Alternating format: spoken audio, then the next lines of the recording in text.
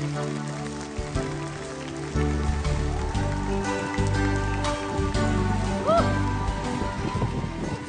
sobra naman ang sobra. Bakit pa ganito gumaga? Gumagana pa ba ang aircon? Napakainit. Bakit ganito? Alam niyo po, Lola Basher, daig pa po kayo ng lola ko. Kasi mas masarap po tumambay doon sa bahay ni Lola Gory. Tama. Oo nga po. Kasi marami pong mga halaman sa bahay niya. Kaya ang hangin-hangin. Aba, ito namang mga batang ito, mga choosy pa kayo. Samantalang dito sa lugar ko, maganda ditong mag-hangout kayo at nagkikwento ako sa inyo. Kinikwentuhan naman din po kami ni Lola Goring Oo nga po. Alam ninyo, kaibigan ko yang si Georgina. Pero kung ako ang tatanungin ninyo, mas magaganda ang ikinikwento ko kaysa sa kanya. Oh, siya. Gusto nyo, umpisahan ko na ang kwento ko ngayong araw na ito tungkol sa pag-iibigan ni Sol at Philip. Nung unang panahon. Basher, sandali lang, pwede makiusap. Ha? Wala. Georgina, halika't pumasok ka nga. Bago mo simulan naman yung kwento mo, hayaan mo muna ako makaupo dyan na kasama ang aking mga apo. Paupuin nyo nga ang lola ninyo. Mga apo, ang gaganda. Sige na, Georgina, maupo ka. Ikaw naman, tignan mo yung timing mo naman. Sinisira mo yung moment ko. Paumpisa na ako Sandali. Gusto ko lang kasi marinig, mapakinggan yung mga kwento mo. Ano ba ang mga ikikwento mo sa mga apo ko ngayon, ha? Lola Goreng, tungkol daw sa pag-iibigan. Pag-iibigan. Love story na naman. Ben, ayoko nun. Ay, nako, huwag kang mag-alala, apo. Dahil iba ito. Oo, siya. At makinig na kayong mabuti, ha, mga bata. Georgina, sumali ka na rin. Nung unang panahon, may isang magandang dilag na nagngangalang Sol.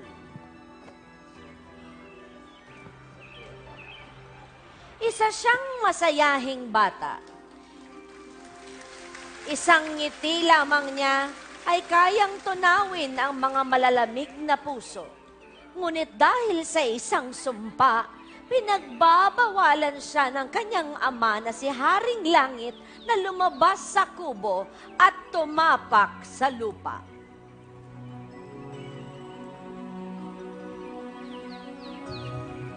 Sol! Anak! Hindi makabilin-bilinan ko na huwag kang lalabas ng kubo. Isa kang bathala ng araw, kaya hindi ka pwedeng tumapak sa lupa. Ama, bakit ikaw malayang nakakatapak sa lupa habang ako nakakulong dito sa munting kubo natin? Anak, Sol, sana'y maintindihan mo na mana ka sa akin. Ang hot mo rin. Sa sobrang hot mo, nasusunog ang lahat sa lupa kapag bumaba ka. Kaya dito ka lang sa kubo. Sige po, malinaw po na hot po tayo. O sige, Opo. aalis muna ako. Dito ka lang.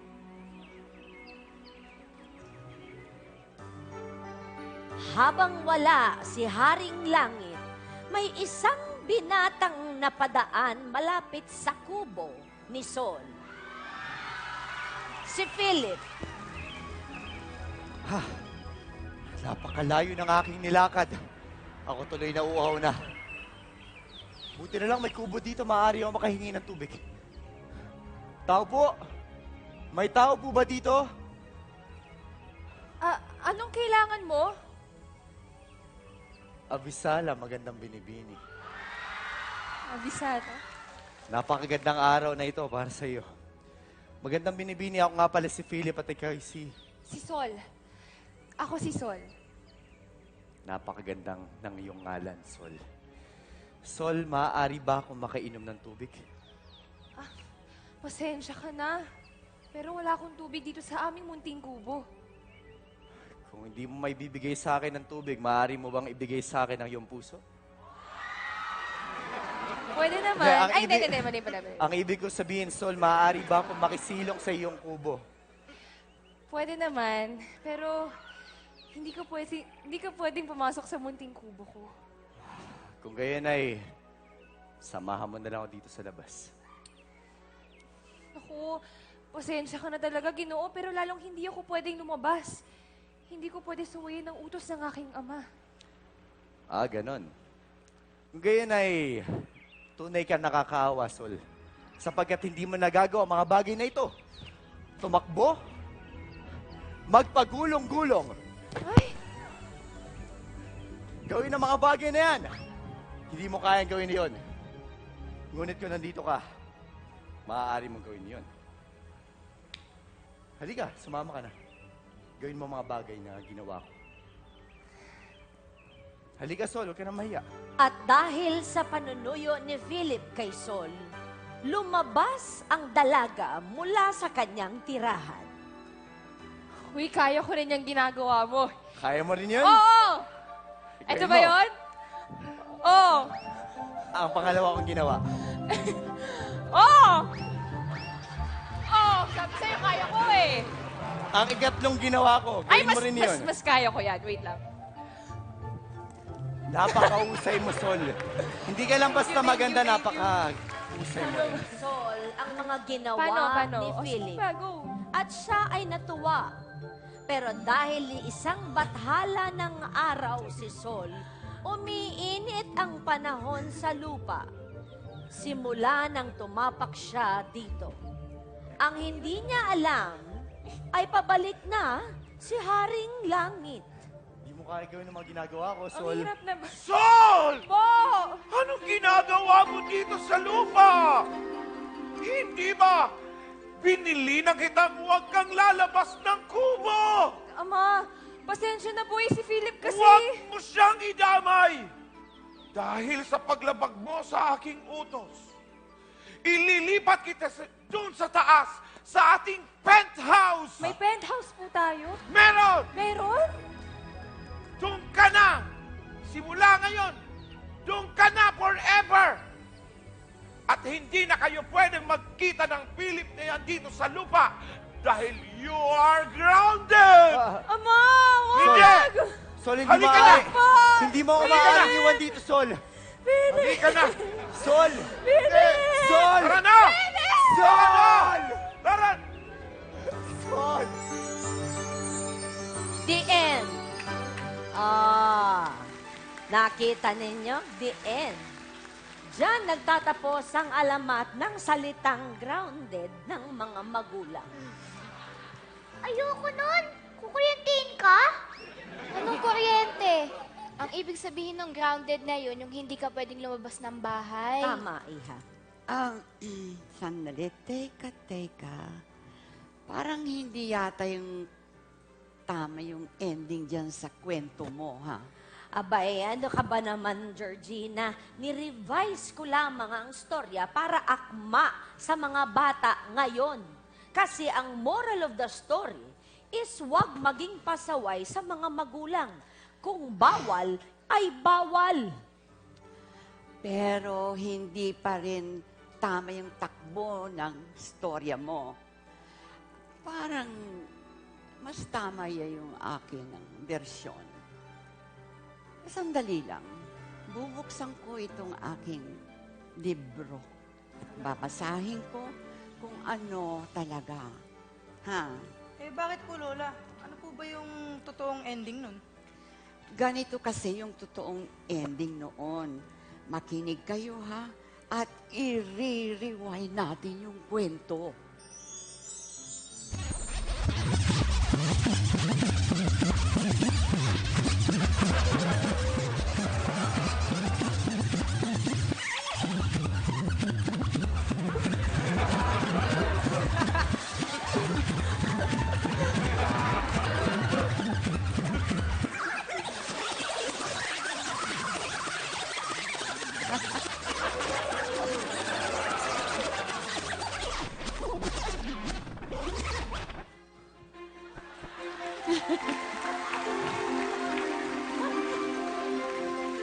Kung gano'n ay, samahan mo na lang ako dito sa labas. Pasensya ka na, Ginoo. Pero... Pero lalo akong hindi maaaring lumabas dyan. Baka pagalitan lamang ako ng aking ama. Ang iyong ama, nandyan ba siya? Kasi ako na lang magpapaalam sa iyo. Para makalabas ka dito, makasama kita. Umalis siya. Ngunit hindi ko alam kung kailan siya babalik. Kung gayon ay, sige, maaari ako maghintay dito sa labas hanggang sa kanyang pagbabalik.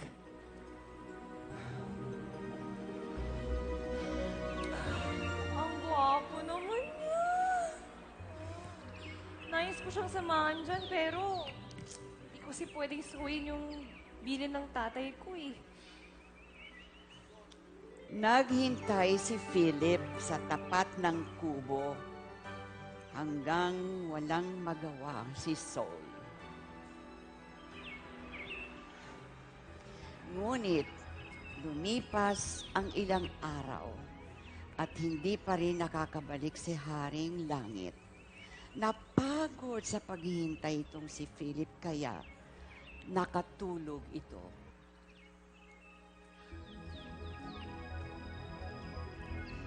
Nang mag-alala si Saul sa kanyang gwapong bisita, kaya bumaba siya mula sa kanyang kubo.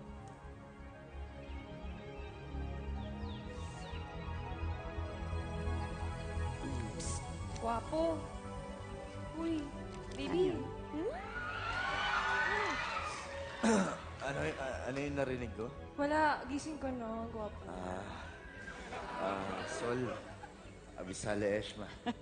Pagkat nabuhayan ng napakainit mo mga palad ang aking natutulog na puso. Bakit ka bumaba? Nag-alala kasi ako sa'yo eh. Ibig bang sabihin nito, tayo na? Son! Anak! Oo! Anong ginagawa mo dito sa lupa? Pinababa ka ba ng lalaking yan? Naku, huwag niyo pong sisihin si Philip. Ako po kusang bumaba. Ako po. Kung ganon, siya pa rin ang dahilan kaya sinuway mo ang aking utos. Pwes, dahil sinuway mo ang aking utos, doon ka na sa taas, sa ating penthouse suite. May penthouse suite na po tayo? Oo, bagong gawa lang. Pero, Ama, paano naman po kami ni Philip? Opo, nagmamahalan po kami. Kayo na ba? Wala naman sa script yun. wala. Wala naman sa script.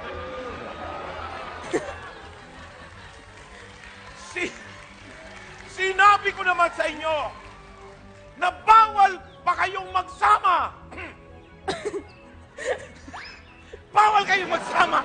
Halika! Wag! Sol! Ama! Sol, hindi maaari, Sol! Philip! Sol, mahal kita, Tutol Sol! si Saul Sol! nang inilayo siya ni Haring Langit mula kay Philip. Kaya naglaban siya. Naghumiglas.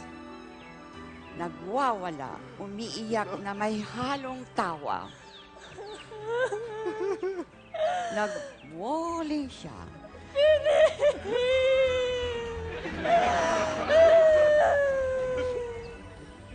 At kumuha si Saul ng parang bata. Dahil dito, naawa sa kanya si Haring Langit.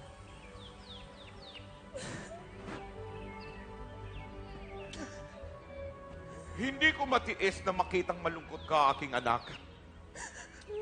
Kaya, pagbibigyan kita. Pwede kayong magsama ng Philip na Talaga yan. po? Medali. Ay, di ba, bagutan? Hindi pa tapos ang aking dialogue. Sorry po. Ikaw po eh. Pwede kayo, diyan ka lang. Hindi kayo pwedeng magsama muna. Andali lang. May sinasabi pa ako. Pagbibigyan ko kayo, pwede kayong magsama. Pero, sa tuwing panahon lang ng summer. Dahil ito ang anibersaryo ng inyong pagkikita. Pero Sol, anak, kailangan mong bumalik dito sa taas pagkatapos ng tag-inig. Naiintindihan mo ba? Opo, tay, pangako po. Maraming salamat. Sige. Salamat po talaga. Umayo ka na. Mag-mall ka. May summer sale sila ngayon. Sol! Hoy, Ay, Philip! Sol! At simula noon, nagsasama na ang dalawa tuwing summer. Tuwing sasapit ang Abril, bumababa si Sol sa lupa na para sila magsama ni Philip. At sa kanyang paglapag sa lupa, tumitindi ang init sa buong paligid. At yon ang dahilan kung bakit laging mainit sa Pilipinas tuwing summer.